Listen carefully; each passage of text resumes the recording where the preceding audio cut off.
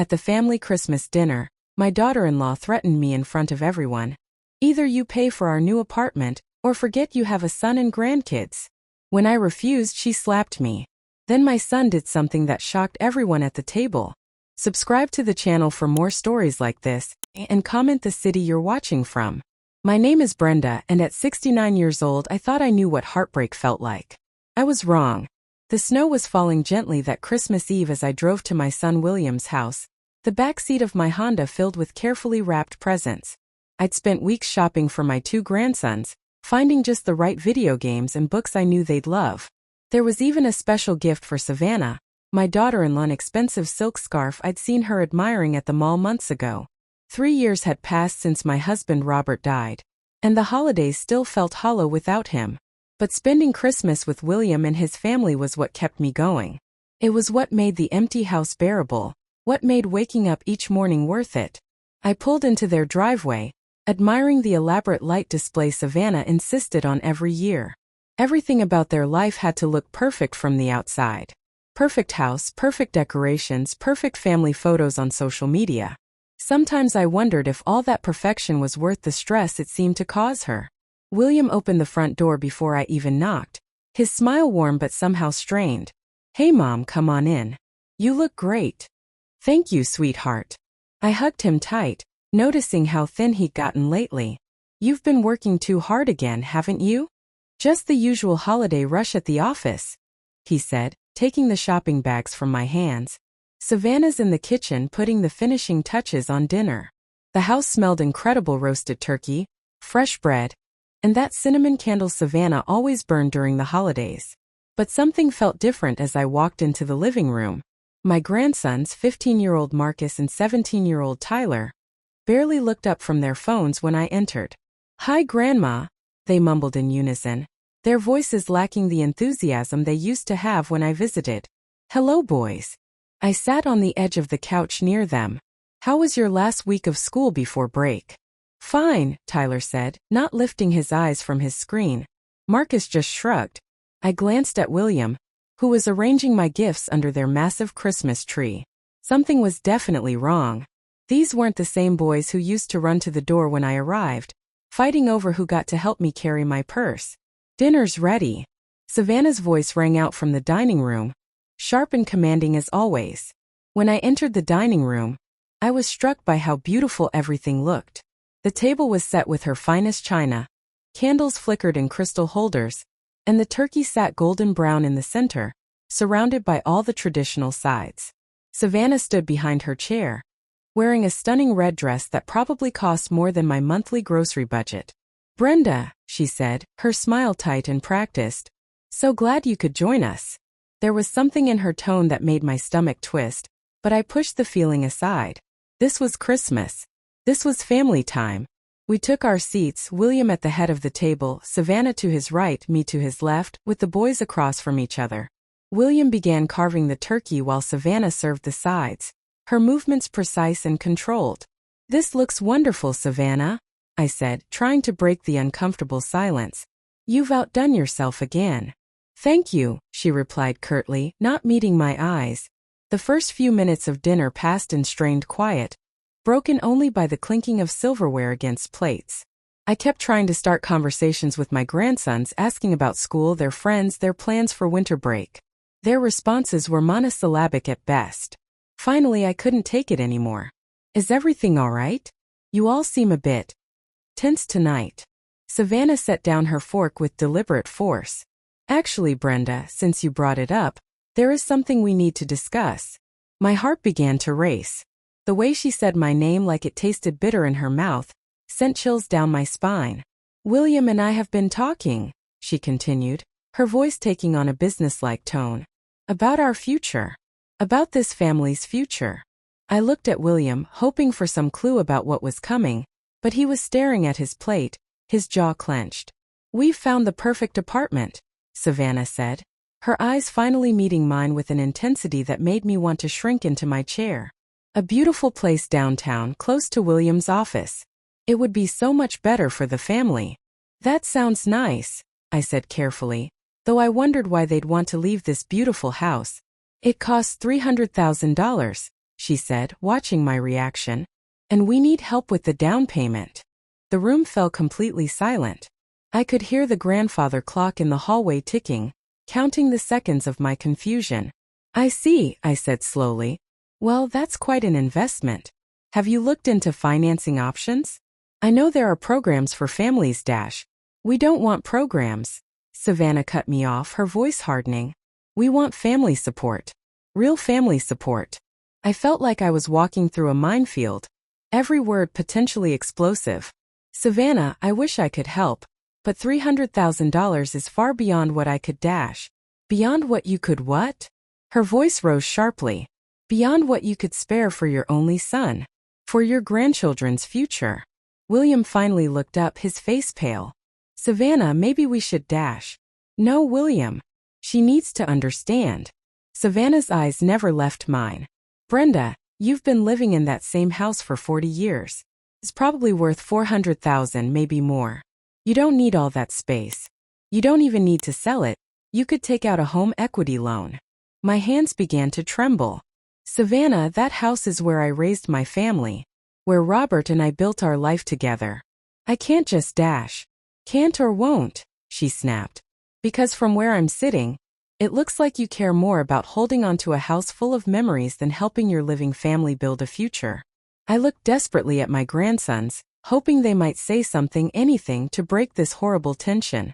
But they sat frozen, Tyler staring at his hands, Marcus looking like he might be sick. I understand you're excited about this apartment, I said, trying to keep my voice steady. But surely there are other options. Maybe a smaller place, or waiting until you've saved more Savannah slammed her hand on the table so hard the wine glasses shook. There are no other options. This is it, Brenda. This is your chance to prove that you actually care about this family, instead of just pretending to. Savannah, please. William started. No. She stood up abruptly, her chair scraping against the hardwood floor. I'm tired of tiptoeing around this. Your mother sits in that big empty house, hoarding her money like some kind of dragon, while her son struggles to provide for his family. I don't struggle, William said quietly, but Savannah ignored him. Every holiday, every birthday, every family gathering, she shows up with her little gifts and her sad stories about being lonely. Savannah continued, pacing behind her chair now. But when we actually need something real, something meaningful, where is she? My throat felt like it was closing. I've always tried to help when I could. The times William was between jobs, when Marcus needed those tutoring sessions pocket change. Savannah spat. You helped with pocket change while sitting on a fortune. It's not a fortune, I whispered. It's my security. It's all I have left. Savannah leaned across the table, her face inches from mine. Then let me make this crystal clear for you, Brenda. Either you help us buy this apartment, or you can forget you have a son and grandchildren. Your choice. The words hit me like a physical blow. I sat there stunned, feeling like the room was spinning around me. You can't mean that, I breathed. Try me. Her voice was ice cold. William deserves better than a mother who puts her own comfort above her family's future. And my boys deserve better than a grandmother who claims to love them but won't sacrifice for them.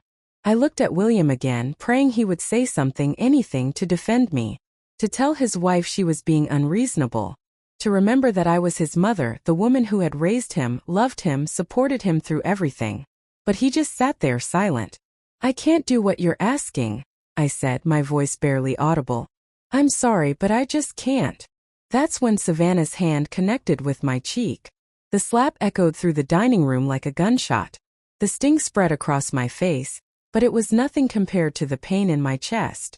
I sat there, my hand pressed to my burning cheek, staring at this woman who had just assaulted me in front of my grandchildren. Savannah. William finally found his voice, but it was too late. Get out, she said, pointing toward the door. Get out of my house. I stood on shaking legs, looking one last time at my grandsons who wouldn't meet my eyes. At my son, who looked like he might cry but still said nothing to stop this nightmare. I'll get my coat, I whispered. Walking to the front closet felt like walking through quicksand. My legs barely carried me, my vision blurred with tears I refused to let fall in front of them. I gathered my purse and coat with hands that wouldn't stop trembling. As I reached for the front door, I heard Tyler's voice, small and scared. "Dad, why didn't you stop her?" I didn't wait to hear William's answer. I couldn't bear to hear him try to justify what had just happened. The cold air hit my face as I stepped outside, making my cheeks sting even more. I fumbled with my car keys, dropping them twice in the snow before managing to unlock the door. As I drove away from their house, the Christmas lights blurring through my tears, I realized that everything I thought I knew about my family was wrong. The son I had raised, the woman he had married, the grandchildren I adored, none of it was what it seemed.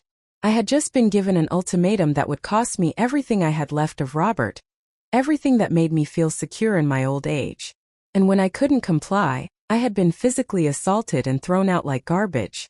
But the worst part wasn't the slap or the humiliation. The worst part was the silence from the one person who was supposed to protect me. My own son had watched his wife strike his mother and said nothing. As I pulled into my empty driveway, I wondered if I would ever see my grandchildren again. The first 3 days after Christmas passed in a haze of disbelief and shame. I kept replaying that dinner over and over, wondering if somehow I had misunderstood, if maybe I had overreacted. But every time I touched the spot on my cheek where Savannah had hit me, the reality came crashing back. I hadn't heard from William.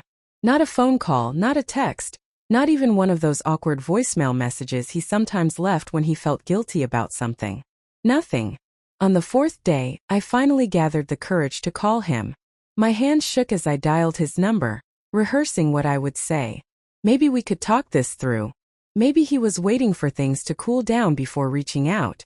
Maybe he was just as shocked as I was and needed time to process what his wife had done. The phone went straight to voicemail. I tried again an hour later. Voicemail again. By the 5th attempt, I realized I had been blocked. The knowledge hit me like a punch to the stomach. My own son had blocked my number. After everything that had happened, after watching his wife assault me, his solution was to cut off all communication. I tried calling the house phone, but that went unanswered too. I even tried calling Marcus's cell phone, the number I had for emergencies, but it also went straight to voicemail. Either they had all blocked me, or Savannah had confiscated the boys' phones to make sure I couldn't reach them. The isolation was suffocating. For 3 years since Robert's death, William and his family had been my primary connection to the world. Yes, I had neighbors and acquaintances, but they weren't family.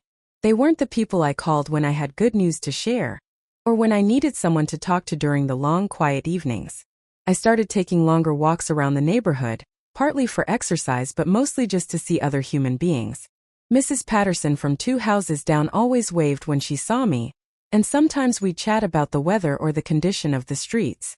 But even those brief interactions felt different now. "Haven't seen your grandsons around lately," she mentioned during one of our conversations. "They usually help you with your Christmas decorations." I forced a smile. "They've been busy with school activities." But Mrs. Patterson's observation stung because it was true.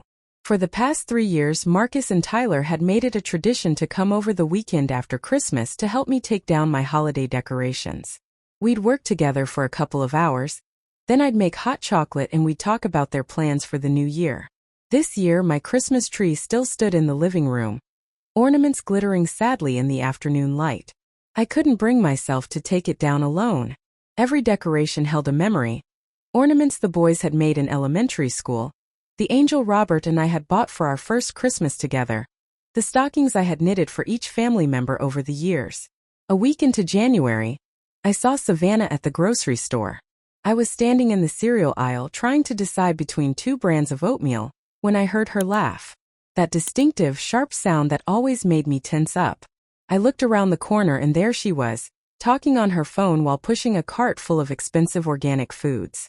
"No, we're doing great," she was saying into her phone, her voice carrying that fake cheerfulness she used when she wanted to impress someone. "The holidays were wonderful. Just family, you know how it is." I ducked back behind the cereal display, my heart pounding. Did she see me? Would she confront me here, in public, the way she had in her dining room? "William's mother didn't join us this year," she continued, and I realized she was talking about me. "We decided it was time to establish some boundaries. Some people can be so toxic, even family members. Especially older people who get set in their ways and refuse to see reason." I pressed my back against the shelf, boxes of cornflakes digging into my spine. Toxic. She was telling people I was toxic. Oh, you know how it is with controlling mother-in-laws, Savannah's voice carried on. They think they can manipulate their adult children forever. But William finally realized he needed to choose between his wife and kids, or his demanding mother. I felt sick. This was the story she was telling people, that I was the problem, that I was controlling and manipulative. That William had been forced to choose between us and had chosen them.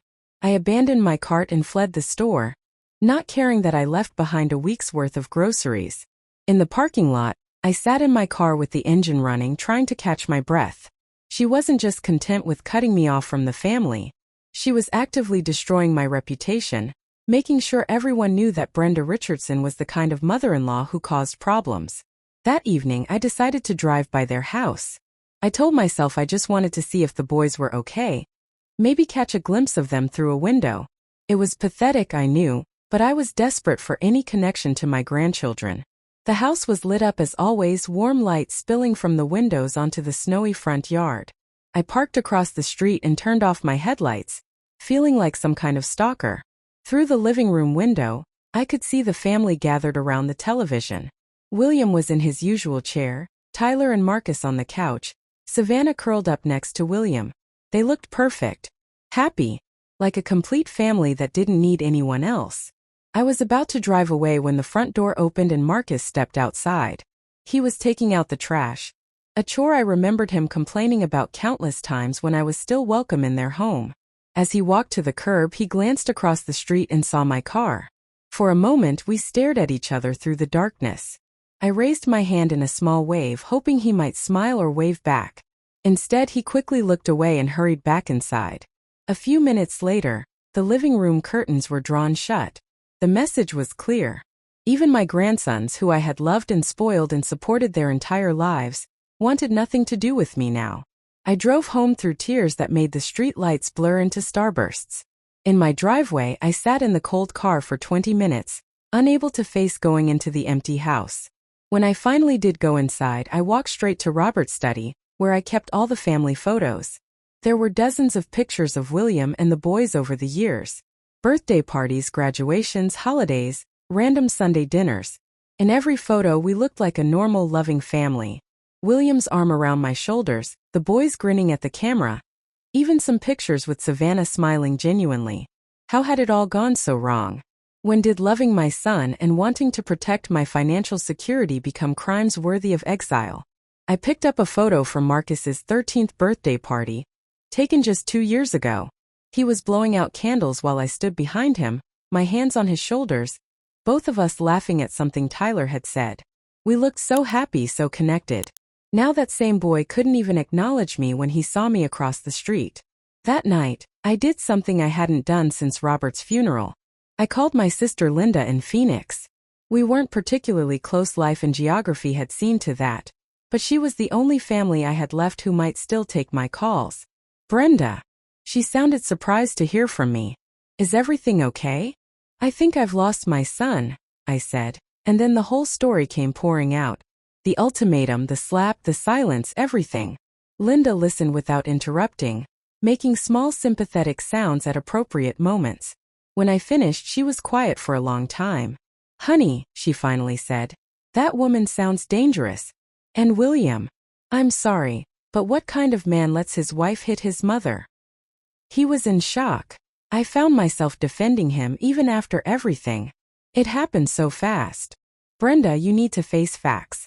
Either your son is completely under that woman's control, or he's not the man you thought he was. Maybe both. Her words cut deep because I suspected she was right. The William the first had raised would never have tolerated anyone treating me that way. But that William seemed to have disappeared, replaced by someone I didn't recognize. As February arrived with its gray skies and bitter cold, I fell into a routine of loneliness. I went to the grocery store early in the morning to avoid seeing anyone I knew. I stopped attending the book club I had joined after Robert died, unable to face the questions about why my family wasn't visiting anymore. I even started avoiding my neighbor Mrs. Patterson, taking my walks at different times to minimize the chance of running into her. The house felt bigger and emptier than ever. Rooms that had once been filled with the chaos and laughter of family gatherings now echoed with silence.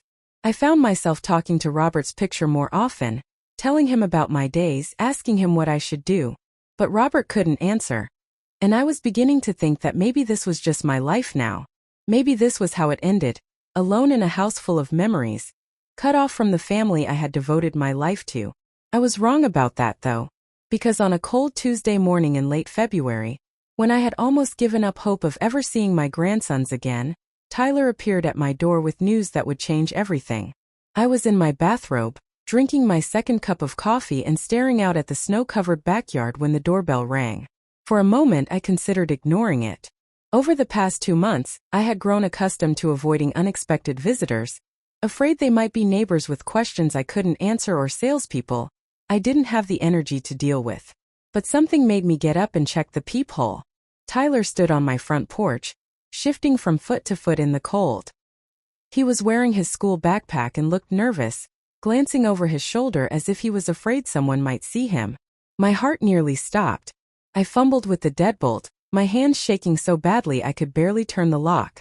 Tyler. I opened the door wide, not caring that the February air was rushing into my warm house. What are you doing here? Are you okay? Hi, Grandma.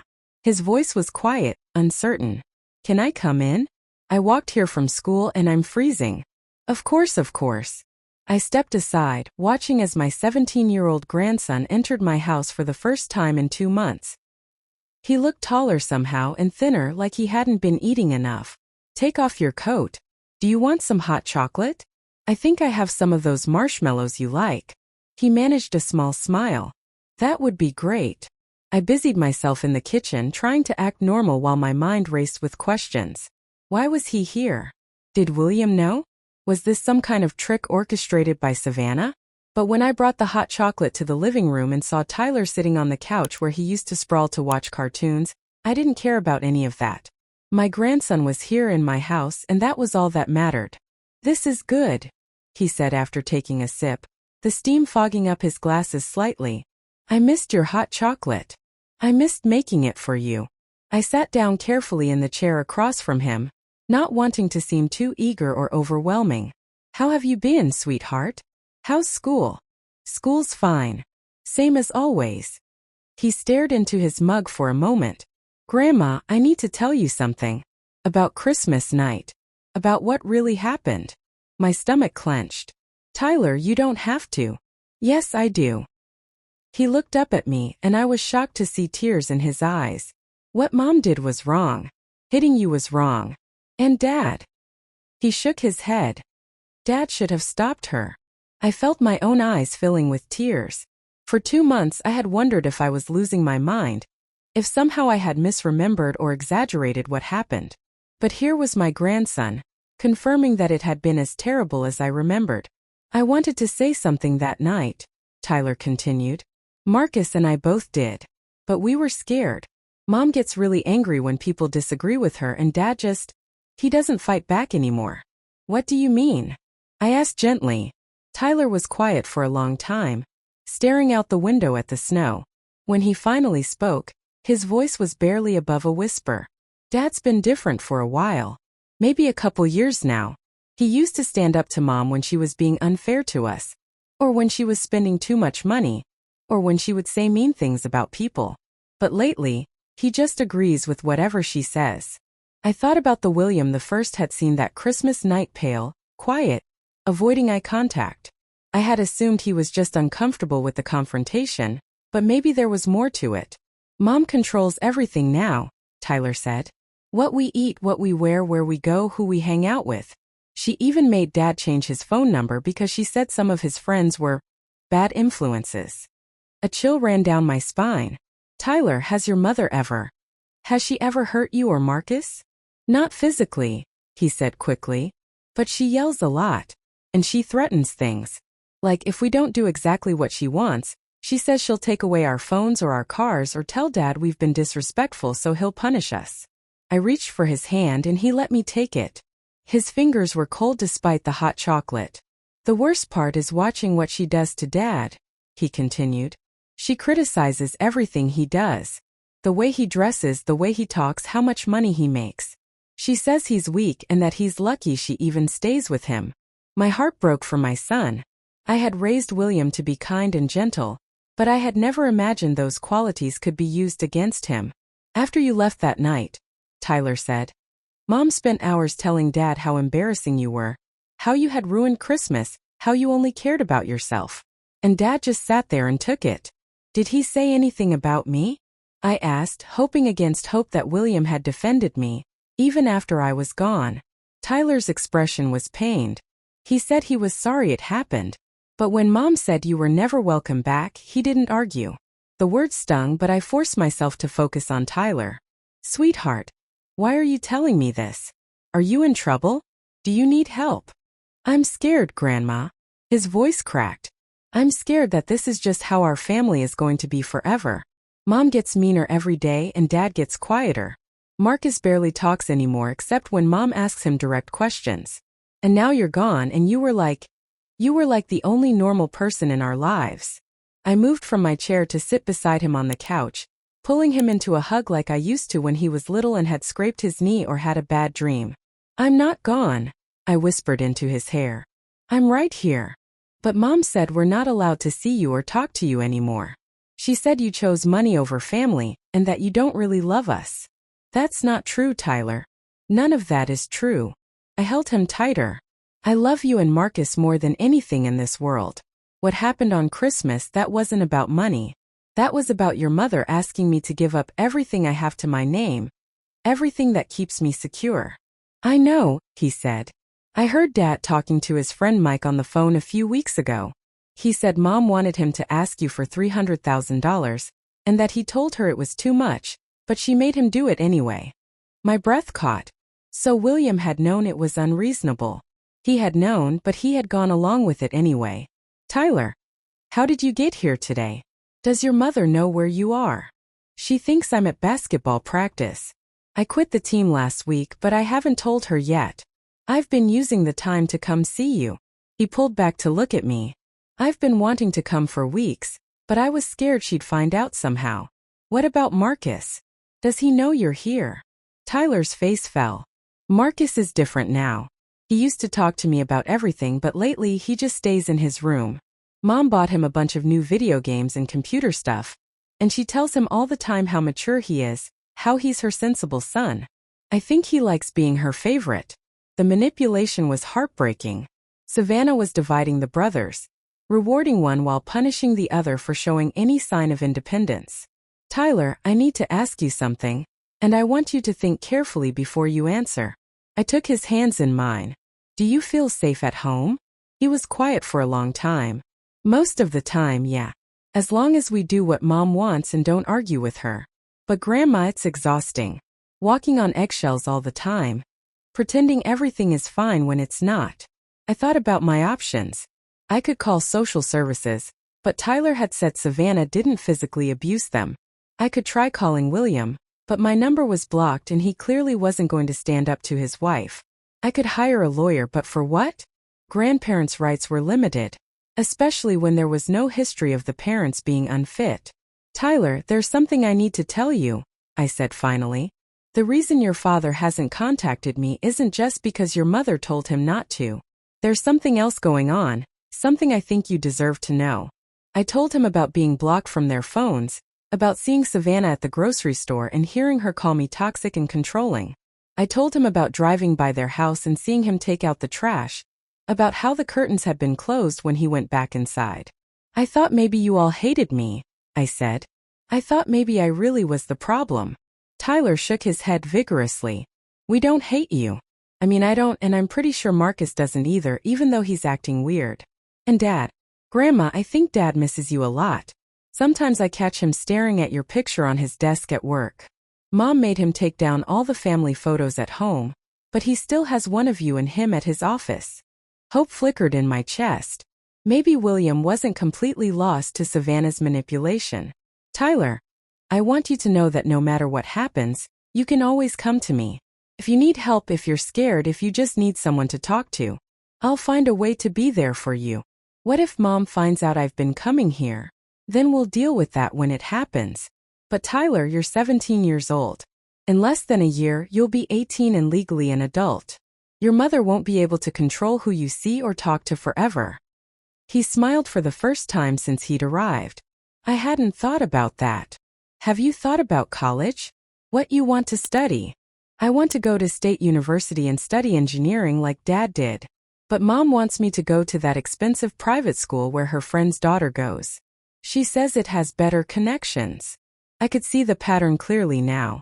Savannah was systematically isolating and controlling every member of the family, making all the decisions, cutting off anyone who might offer a different perspective or support system. Whatever you decide about college, I want you to know that I'm proud of you, I said. You're brave for coming here today. You're brave for thinking for yourself instead of just going along with what you're told. Tyler stayed for another hour, and we talked about everything except the dysfunction in his home. We talked about his classes, his friends, the books he was reading, the movies he wanted to see. For that hour, it felt like the old days when he would come over after school and tell me about his day while I made him snacks. When he finally said he had to go, I walked him to the door with a heavy heart. Tyler, can I ask you one more thing? Sure. That night at Christmas when I left, what did your father say after I was gone? Tyler bit his lip. He went to his study and closed the door. But I heard him on the phone with someone. He was crying, Grandma. I'd never heard Dad cry before. The revelation hit me like a physical blow. William had been crying. My son, who had sat silent while his wife assaulted his mother, had been crying afterward. Do you know who he was talking to? I think it was Uncle Mike, Dad's college roommate. I heard him say something about not knowing what to do and feeling trapped. As Tyler walked away, heading back toward his school to maintain his alibi, I stood in my doorway watching him go. For the first time in 2 months, I felt something other than despair. My grandson still loved me. My son was trapped, not lost. And somewhere in the middle of Savannah's web of control and manipulation, there were still people fighting to hold on to their humanity. I didn't know how yet, but I was going to find a way to save my family. Not with money or ultimatums or confrontations, but with the same patient, persistent love that had gotten me through 46 years of marriage and 35 years of motherhood. Savannah thought she had won by isolating me from my family, but she had made one crucial mistake. She had underestimated the bond between a grandmother and her grandchildren, and the power of truth to eventually surface, no matter how deeply it's buried. 2 weeks after Tyler's visit, I was in my kitchen washing dishes when I heard a car door slam in my driveway. My heart immediately started racing. Tyler had been careful to walk to my house during his supposed basketball practices, and I wasn't expecting anyone else. When I looked out the window, I saw William's Honda Accord parked behind my car. For a moment I thought Savannah might be with him, and panic flooded through me. But as I watched, only William got out, and he was alone. He looked terrible. Even from a distance I could see that he had lost more weight, and there was something about the way he moved slowly, carefully, like someone who was in pain or utterly exhausted. I dried my hands on a dish towel, my mind racing. Was he here to confront me about Tyler's visits? Had Savannah discovered what was happening and sent him to threaten me? Or was this something else entirely? The knock on my door was soft, almost hesitant. When I opened it, the man standing on my porch barely resembled the confident, successful son I had raised. His face was gaunt, his eyes red-rimmed, and his usually neat hair was disheveled. "Hi, Mom," he said quietly. "William." I couldn't keep the surprise out of my voice. "What are you doing here? Can I come in? Please. I need to talk to you."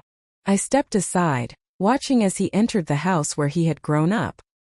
He looked around the living room like he was seeing it for the first time, his gaze lingering on the family photos that still covered the mantelpiece. "You still have all the pictures up," he said, his voice thick with emotion. "Of course I do. You're still my son." He turned to face me then, and I saw tears in his eyes. "Am I? After everything that's happened, after what I let happen, do you still consider me your son?" The question broke my heart. "William, sit down. Please." We sat on the same couch where Tyler had told me about the dysfunction in their home, but this felt different.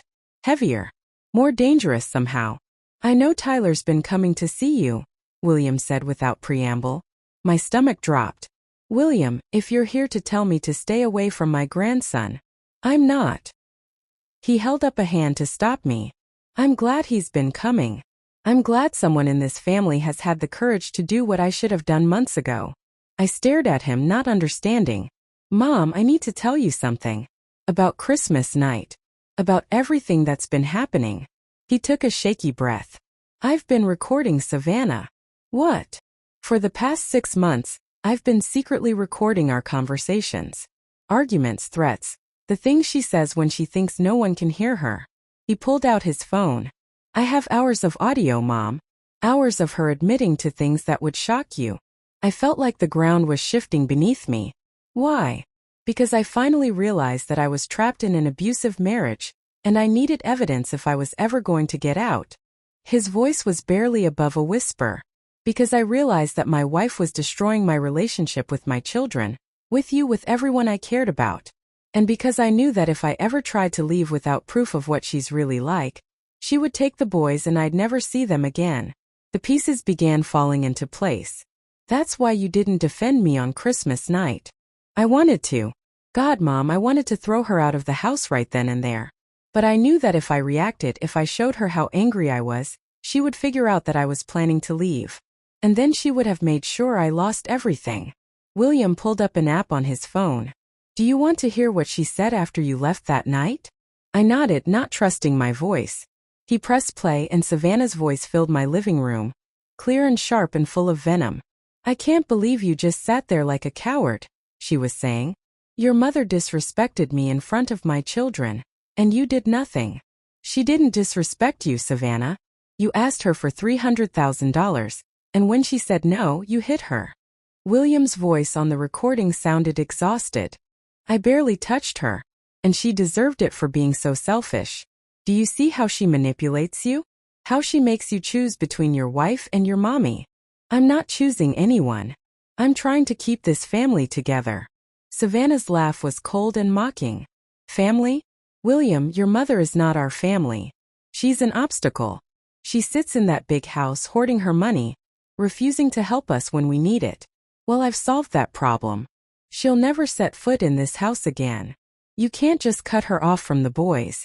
She's their grandmother. I can do whatever I want. And if you try to contact her, if you try to go behind my back, I will take Tyler and Marcus and disappear. You'll never see them again. The recording stopped, and the silence in my living room was deafening. She threatened to take the boys, I said, the pieces finally clicking into place. She's been threatening to take them for 2 years, William said. Every time I disagreed with her about anything, every time I tried to stand up for myself or for you or for the boys, she would threaten to leave and take them with her. She said she would tell the courts I was abusive, that I was an unfit father. She said no one would believe me over her. I thought about what Tyler had told me, about how Savannah controlled everything in their house, how she had isolated William from his friends, how she criticized everything he did. William, why didn't you tell me? Why didn't you ask for help? Because I was ashamed. Tears were flowing freely down his face now. Because I was supposed to be the man, the provider, the one who protected his family. How could I admit that my wife was emotionally abusing me? How could I tell my mother that I was trapped in my own marriage? I moved to sit beside him on the couch, taking his hands in mine the way I had when he was little and had scraped his knee or failed a test. Oh, sweetheart. You should have told me. I know. But every time I thought about it, Savannah would do something nice for a few days or she would apologize and promise to change, and I would think maybe I was overreacting.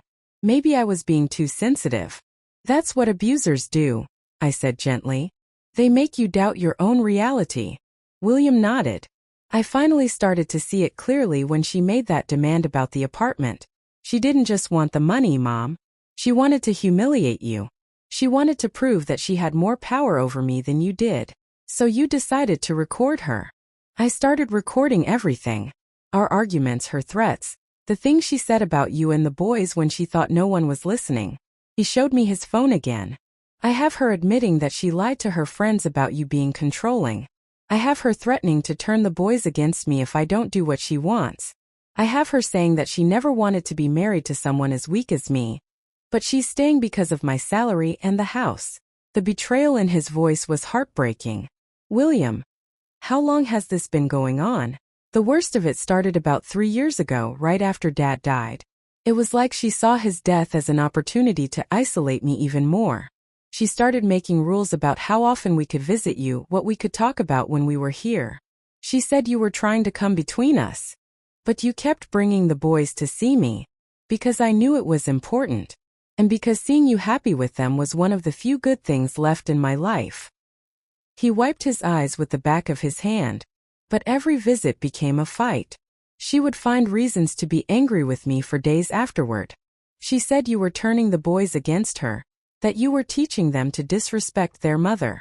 I thought about all those Sunday dinners, all those holiday celebrations, how Savannah had always seemed tense and controlling, but I had attributed it to perfectionism, not malice. What are you going to do with the recordings? I'm filing for divorce, he said simply.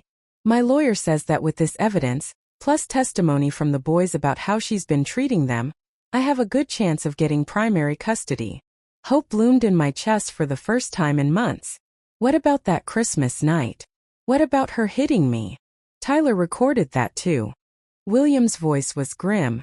He was filming Christmas dinner on his phone to post on social media, and he caught the whole thing. Savannah demanding money from you, you refusing, her hitting you, everything. I stared at him in shock. Tyler has video evidence? He's had it since that night. He's been carrying around the proof of what his mother did to his grandmother, and he's been terrified to tell anyone because he was afraid of what she might do. That poor boy. He's been carrying that burden all this time. Both boys have been carrying burdens they shouldn't have to carry. Marcus acts like he's on Savannah's side, but Tyler says he's just scared. He's learned that agreeing with her is easier than fighting her. William stood up and began pacing my living room, running his hands through his hair. Mom, I need you to know that I never wanted any of this. I never wanted to choose between my wife and my mother. I never wanted my children to grow up in a house where they're afraid to speak their minds. I thought I could manage it, thought I could keep everyone happy, but I was wrong. You were trying to protect your children. I understand that. But in trying to protect them, I let her hurt you. I let her assault you in front of them. What kind of lesson is that teaching them about how women should be treated? What kind of example am I setting as a father? I could see the guilt eating him alive, the same way it had eaten at me for months as I wondered what I had done wrong. William, when are you filing? Next week. My lawyer has everything prepared. Savannah has no idea what's coming. What do you need from me? He stopped pacing and looked at me with such gratitude that it made my chest ache. I need you to be patient a little longer. Once I file, she's going to explode. She's going to try to turn everyone against me, including the boys. She might even try to convince them that this is somehow your fault, that you're the reason their family is breaking up. I can handle whatever she throws at me. I also need you to be ready to help with Tyler and Marcus.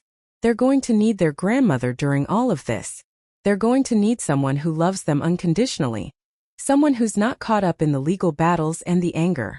Tears filled my eyes. Of course. Whatever they need. William came back to the couch and hugged me tightly, the way he had when he was little and had had a nightmare. I'm sorry, Mom. I'm so sorry for everything. For not protecting you, for letting her keep you away from the boys, for not being the son you raised me to be. You are exactly the son I raised you to be. I whispered into his hair. You're kind and thoughtful and you protect the people you love. Sometimes protection looks different than we think it should.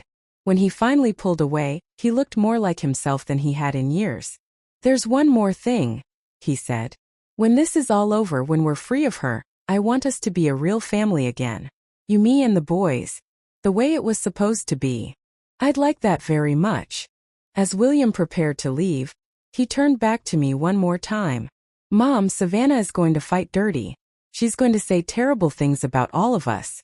Are you prepared for that? I thought about the woman who had slapped me at Christmas dinner, who had called me toxic to strangers in the grocery store, who had spent years systematically destroying my relationship with my son and grandsons. I've been preparing for this fight for 2 months, I said. Bring it on. The call came at 7:30 in the morning on a Thursday. I was having my usual breakfast of toast and coffee when my phone rang with William's number. My heart jumped. We had agreed he would only call in emergencies until the divorce proceedings were complete. Mom. His voice was tight with controlled anger. I served her the papers an hour ago. She's lost her mind. She's demanding to know where I got the recordings, and she's threatening to call the police and claim I've been secretly recording her without consent. Can she do that? My lawyer says no. We're in a one-party consent state, which means I had the right to record conversations I was part of. But Mom, she's not going to go quietly. She's already called the boys' school to tell them that I've kidnapped them, and that she needs to pick them up immediately. My blood ran cold. Where are Tyler and Marcus now? With me. I picked them up early and explained what was happening. Tyler already knew, of course, but Marcus. William's voice cracks slightly. Marcus is confused and scared. He keeps asking if we're really going to lose the house, if he's going to have to change schools. What did you tell him? The truth. That his mother has been hurting all of us, and that sometimes families have to break apart so the good parts can heal. I could hear voices in the background, and then Tyler came on the line. Grandma? Dad says we might be able to come stay with you for a few days while this gets sorted out. Is that okay? Of course it's okay, I said, my heart swelling with the possibility of having my grandsons in my house again. You know you're always welcome here. Mom's really angry, Tyler continued, his voice smaller now. She threw Dad's clothes out on the front lawn and changed the locks. She's telling everyone who will listen that Dad's having a mental breakdown, and that you're manipulating him. Before I could respond, I heard a commotion in the background, and William took the phone back. She's here, he said urgently. She followed us to the lawyer's office. Mom, I need to go, but we'll be at your house within the hour. The line went dead, and I sat staring at my phone, my breakfast forgotten. Savannah was fighting back, just as William had predicted. But hearing about it was different from experiencing it, and I felt a familiar flutter of anxiety in my chest. I spent the next hour preparing the house for my grandsons, making up beds in the spare rooms and stocking the refrigerator with their favorite snacks. It felt surreal to be doing these normal, grandmotherly tasks while my family was imploding just 20 minutes away. When they finally arrived, Tyler looked exhausted and Marcus looked like he had been crying. William carried 2 duffel bags and had the grim expression of a man who had just walked through fire. How are you boys doing? I asked, pulling them both into hugs. It's been a weird morning, Tyler said with characteristic understatement. Marcus just shrugged, but he didn't pull away from my embrace the way he had been doing for months. Grandma, Marcus said quietly, Mom says you're the reason our family is falling apart. She says you've been poisoning Dad against her because you were jealous of her. I looked at William, who nodded slightly, giving me permission to handle this my way. Marcus, your father has some recordings I think you should hear. But first, I want you to know that no matter what happens between your parents, it's not your fault. And it's not Tyler's fault, and it's not my fault. Sometimes adults make choices that hurt the people they love, and those choices have consequences. But why couldn't Dad just give you the money? Why was that so important? The question came from such an innocent place that it broke my heart. Marcus genuinely didn't understand why anyone would refuse to help their family, because that's not how he had been raised to think about money or love. Because, sweetheart, $300,000 is everything I have in the world. It's my security, my ability to take care of myself as I get older. If I gave that away, I would have nothing left. But we're family, Marcus insisted, and I could hear Savannah's words coming out of his mouth. Yes, we are. And family members support each other. But family members also don't threaten each other, or hit each other, or try to cut each other off when they don't get what they want. William sat down on the couch and gestured for the boys to join him. Marcus, Tyler, I want to play some recordings for you. They're going to be hard to listen to. But I think it's important that you understand what's really been happening in our house. For the next hour, we sat in my living room listening to Savannah's voice spill out of William's phone. Her threats, her manipulation, her admission that she had never really loved William, her plans to isolate him from his friends and family. Marcus's face grew paler with each recording. That's really Mom, he whispered after one particularly cruel exchange where Savannah called William pathetic and said she was embarrassed to be married to him. That's really her, William confirmed gently. But she's always nice to me. She buys me things and tells me I'm her favorite. That's called manipulation, Marcus, Tyler said, his voice surprisingly mature. She's nice to you because you do what she wants. But did you ever notice what happened when you disagreed with her about anything? Marcus thought for a moment. She would get really quiet and then ignore me for days. Exactly. That's not how loving parents behave when their children have different opinions. The truth was settling in, and I could see Marcus struggling to reconcile the mother he thought he knew with the woman on those recordings. Are you and Mom getting divorced? Marcus asked William. Yes. I filed the papers this morning. What's going to happen to us? You're going to live with me primarily. Your mother will have visitation rights, but the court is going to make sure you're safe. What if we don't want to see her? The question came from Tyler, and it hung in the air like a challenge. That's something we'll figure out as we go, William said carefully. She's still your mother, and I don't want either of you to feel like you have to choose sides or hate her. But I do hate her, Marcus said suddenly, his voice thick with tears. I hate her for lying to us. I hate her for being mean to Grandma. I hate her for making you cry at night when you thought we couldn't hear you. William pulled Marcus into a tight hug, and I saw tears in his eyes again. It's okay to be angry, he said. It's okay to feel hurt and confused. But hate is a heavy thing to carry around, and I don't want it to make you bitter. We were still talking when my doorbell rang. Through the peephole I could see Savannah standing on my porch, her face flushed with anger, her perfectly styled hair slightly disheveled. It's her, I told William quietly. Don't answer it. But Savannah had seen my car in the driveway and William's car parked on the street. She knew we were all inside. William, she screamed, her voice carrying through the front door. I know you're in there. Bring me my children. The boys looked terrified. Marcus instinctively moved closer to his father, while Tyler stood up as if he was preparing to defend us all. Brenda. Now she was shouting for me. You manipulative witch. You've destroyed my marriage. You've turned my own children against me. Should I call the police? I asked William. Not yet. Let's see if she leaves on her own. But Savannah didn't leave. Instead, she began pounding on my front door so hard I was afraid she might break it. Tyler. Marcus. Your father has kidnapped you. Come outside right now. We weren't kidnapped, Tyler said, loud enough for his voice to carry through the door. We came here because we wanted to. The pounding stopped abruptly. Then Savannah's voice came again, but this time it was different. Softer, more manipulative. Baby, it's Mommy. I know Daddy and Grandma have been telling you lies about me, but I love you so much, and I just want to take you home where you belong. Marcus looked like he was wavering, and I could see the internal struggle on his face. This was the voice he was used to. The loving mother act that had kept him loyal for so long. Marcus, Tyler said urgently, remember the recordings. Remember what she really thinks about us. Marcus, sweetheart, please. Savannah continued through the door. Don't let them turn you against your own mother. Everything I've ever done has been for you and Tyler. To give you the best life possible.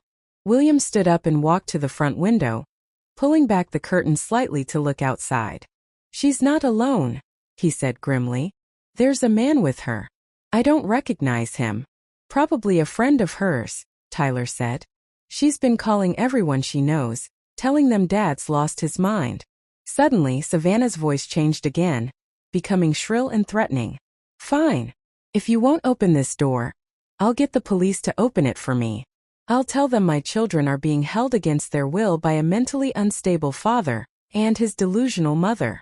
Now can we call the police? I asked. William nodded, already pulling out his phone. While William called 911, I went to the boys. Are you okay? I know this is scary. I'm not scared, Tyler said, though his voice betrayed him slightly. I'm angry. I'm angry that she's trying to make us feel guilty for wanting to be safe. Marcus was crying quietly. I don't understand why she's being like this. Why can't she just be normal? Because normal people don't try to control everyone around them, Tyler said, putting an arm around his younger brother. Normal people don't threaten to take children away from their fathers. Normal people don't hit their husband's mother at Christmas dinner. The police arrived within 10 minutes, and through the window we watched as two officers approached Savannah and her companion. She immediately launched into her prepared story about her mentally ill husband and his controlling mother, gesturing dramatically toward my house.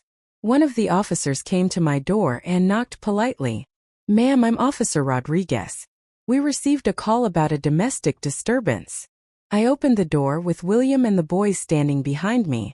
"Officer, my daughter-in-law is upset because my son filed for divorce this morning. She's been threatening us and trying to force my grandsons to leave with her. Are you boys okay?" Officer Rodriguez asked Tyler and Marcus directly. "Do you feel safe here?" "Yes, sir," Tyler said clearly. "We're here because we want to be here." "Nobody forced us," Marcus added, wiping his eyes. Officer Rodriguez nodded and looked at William. "Sir, do you have custody documentation?" William handed him a copy of the temporary custody order his lawyer had prepared. The officer read it carefully, then walked back to his partner and Savannah. We couldn't hear the conversation, but we could see Savannah becoming more and more agitated as the officers explained that William had legal right to have the boys with him, and that they were not being held against their will. Finally, the officers escorted Savannah and her friend back to their car. Before getting in, she turned toward my house and screamed one last threat. "This isn't over. You haven't won anything. I'll get my boys back, and you'll never see them again." As her car disappeared down the street, the four of us stood in my living room, emotionally drained but strangely relieved. "Is it really over?" Marcus asked. "The worst part is," William said, pulling both boys close, "from now on, things are going to get better." But even as he said it, I could see the worry in his eyes. Savannah had shown us today that she would fight dirty, that she would use any weapon available to her, including the boys' love for her. The real battle was just beginning. 6 months later, I stood in my kitchen making Sunday dinner for my family. The smell of roast chicken filled the air, and I could hear Tyler and Marcus in the living room arguing good-naturedly about which movie to watch later. It was a sound I had thought I might never hear again. The divorce had been brutal, just as William had predicted. Savannah had fought every step of the way, hiring an expensive lawyer and making wild accusations about William's mental state and my undue influence over the family. She had tried to paint herself as the victim of a conspiracy between a manipulative mother-in-law and her weak-willed son. But the recordings had been devastating to her case. Hour after hour of audio evidence of her threats, her manipulation, her emotional abuse. The judge had been particularly disturbed by the recording of Christmas night, where Savannah could be heard threatening to take the boys away if William didn't force me to pay for their apartment. Tyler's video of that same night had been the final nail in the coffin. Watching footage of Savannah slapping a 69-year-old woman and then demanding money from her had made it impossible for any judge to see her as anything other than what she was: an abuser. The custody hearing had been the hardest part. Savannah had shown up in court looking like the perfect mother, designer clothes and crocodile tears, talking about how much she loved her boys and how she was being kept from them by vindictive relatives. But when Tyler and Marcus were interviewed by the court-appointed child psychologist, the truth came out. Tyler, now 18 and legally an adult, had been free to speak without restriction. He told the psychologist about years of walking on eggshells, about watching his father become a shadow of himself, about being afraid to express opinions that might anger his mother. Marcus, though younger, had been equally honest. He talked about the fear that had dominated their household, about how his mother would turn loving and generous when she wanted something but cold and cruel when she was crossed. "She used to tell me I was her favorite," Marcus had told the psychologist, "but I think that was just another way of controlling me, making Tyler jealous, making me feel like I owed her something." In the end, William had been awarded primary custody, with Savannah getting supervised visits every other weekend. She had been furious, threatening to appeal, promising to take the case to higher courts. But her lawyer had quietly advised her that she was lucky to get any visitation at all, given the evidence against her. The boys had chosen to live with William in a smaller apartment closer to my house. They had both agreed they wanted nothing to do with the beautiful home where they had grown up walking on eggshells. Savannah had been forced to sell it anyway. Without William's income, she couldn't afford the mortgage payments. "Grandma, how long until dinner?" Marcus called from the living room. "About 20 minutes, I called back. "Good, because Tyler says we have to watch this terrible movie he picked, and I want to get it over with before we eat." I smiled, listening to Tyler's indignant protests. The boys were different now, lighter somehow, as if a weight had been lifted from their shoulders. Tyler had started his senior year of high school with plans to attend state university, just as he had always wanted. Marcus was in therapy, working through the confusion and guilt that came from realizing your mother wasn't the person you thought she was. "They sound happy," William said, coming into the kitchen behind me. I turned to look at my son. He looked like himself again. The weight he had lost during the worst of his marriage had come back. The lines of stress around his eyes had faded, and he smiled regularly now, real smiles that reached his eyes. "How are you doing?" I asked him the same question I had been asking every Sunday for the past 6 months. "Good. Really good." He leaned against the counter beside me. "I had coffee with Mike yesterday, and he said I'm like a different person." He said he hadn't realized how much I had changed during the marriage until he saw me recovering from it. "Do you regret any of it? The divorce, the custody battle, all of it?" William was quiet for a moment, considering the question seriously. "I regret waiting so long. I regret letting the boys live in that environment for as long as I did. I regret not protecting you better that night at Christmas." He paused. "But I don't regret getting out. Even if it had meant losing everything, it would have been worth it to be free." "What about Savannah? Do you ever hear from her?" "She texts sometimes, usually late at night when she's been drinking, telling me I've ruined her life, threatening to take the boys back somehow. My lawyer says to document everything but not respond." He shrugged. "She'll probably keep trying to cause problems for a while, but she has no legal ground to stand on anymore." "And the boys? How are they handling the visits with her?" William's expression darkened slightly. "They've only gone twice. The first time she spent the entire visit trying to get them to say that you and I had brainwashed them against her. The second time she promised Marcus she would buy him a car if he came to live with her permanently." "That's awful." "Marcus told her he didn't want her to buy him anything ever again, that he was tired of feeling like her love came with a price tag." William's voice was proud. "Tyler hasn't been to a visit in 2 months. He turned 18 and legally doesn't have to go anymore." I thought about my grandsons, how much they had grown and changed since that terrible Christmas night. Tyler had become more confident, more outspoken about his opinions and plans. Marcus had become more thoughtful, more aware of the emotional dynamics around him. Both boys had started calling me regularly again, not because they were required to but because they wanted to. "Do you think they'll be okay? In the long term, I mean." "I think they'll be better than okay. They've learned what an unhealthy relationship looks like, and they've learned they have the power to walk away from people who try to control them. Those are valuable lessons." We worked together in comfortable silence for a few minutes, William setting the table while I finished preparing the meal. It was a routine we had developed over the past months, a quiet Sunday ritual that felt both familiar and new. "Mom," William said as he arranged the napkins, "I need to tell you something." Something in his tone made me look up from the potatoes I was mashing. "I'm thinking about selling the apartment and buying a house. Something with a big yard, maybe a pool. Somewhere the boys can invite friends over. Somewhere that feels like a real home." "That sounds wonderful. I was wondering." He paused, suddenly looking nervous. "I was wondering if you might want to consider selling this place and moving closer to us. Maybe we could find houses on the same street, or even look into one of those places with a main house and a mother-in-law suite." My heart skipped a beat. "William, are you asking me to live with you?" "I'm asking if you want to be part of our daily lives again. The boys miss you when they don't see you for a few days. And I miss having you around too. We wasted so many years letting Savannah keep us apart." Tears filled my eyes as I considered the possibility. For 3 years since Robert's death, I had been living alone in this house, rattling around with nothing but memories and the occasional visit from family. The idea of being close to William and the boys again, of being part of their daily routine instead of just a Sunday dinner guest, was almost too good to believe. "You don't have to decide right now," William continued quickly. "It's just something to think about. We could look at options, see what's available, see what feels right." "I don't need to think about it," I said, setting down my wooden spoon and turning to face him fully. "Yes. Absolutely yes." William's face broke into the biggest smile I had seen from him in years. He crossed the kitchen and pulled me into a tight hug. "Really? Really?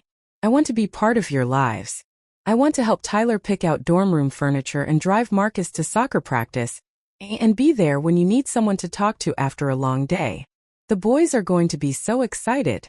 As if summoned by our conversation, Tyler and Marcus appeared in the kitchen doorway. Is dinner ready? Marcus asked, then stopped when he saw us hugging. What's going on? Your dad just asked me to move closer to you, I said, still holding on to William. Maybe even into the same house. Like live with us? Tyler's face lit up. That would be amazing.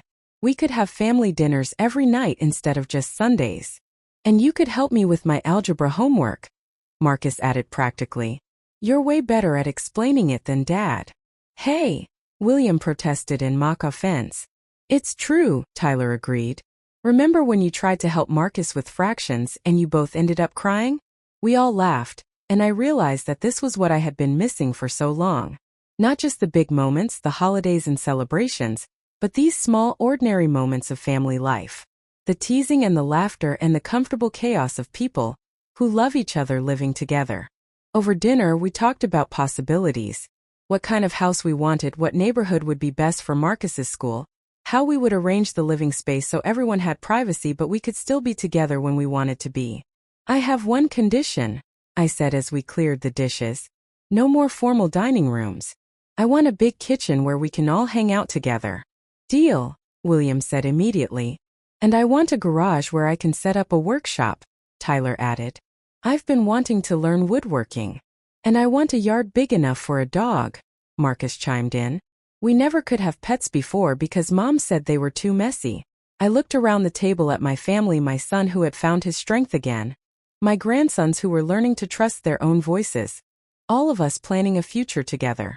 6 months ago, I had thought my family was lost forever.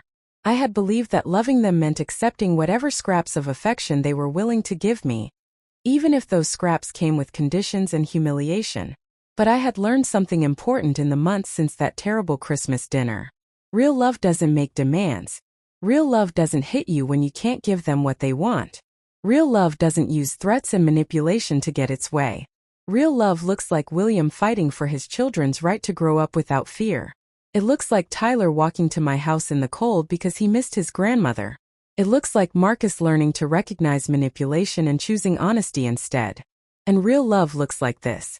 For people around a kitchen table, planning a future where no one has to walk on eggshells or hide who they really are. As we finished cleaning up and settled in to watch Tyler's movie choice, I thought about Savannah, alone in whatever apartment she had found after selling the house. I couldn't bring myself to hate her even after everything, but I could feel grateful that her attempt to destroy our family had ultimately made us stronger. She had tried to use love as a weapon, demanding that we prove our devotion through financial sacrifice and submission to her will. But in the end, she had taught us the difference between love and control, between family and manipulation. And that knowledge had set us free. The movie was indeed as terrible as Marcus had predicted, but none of us cared. We were together, really together, for the first time in years. And tomorrow we would start looking for a house where we could build new memories, better memories, memories based on choice rather than obligation. I thought about Robert, and how proud he would have been to see his son standing up for himself and his children. How happy he would have been to know that his grandsons were learning to value themselves and demand respect from the people in their lives. I love you all, I said during a particularly ridiculous scene in the movie. We love you too, Grandma, Tyler and Marcus said in unison. Love you, Mom, William added, squeezing my hand. And for the first time in years, I knew without doubt that they meant it.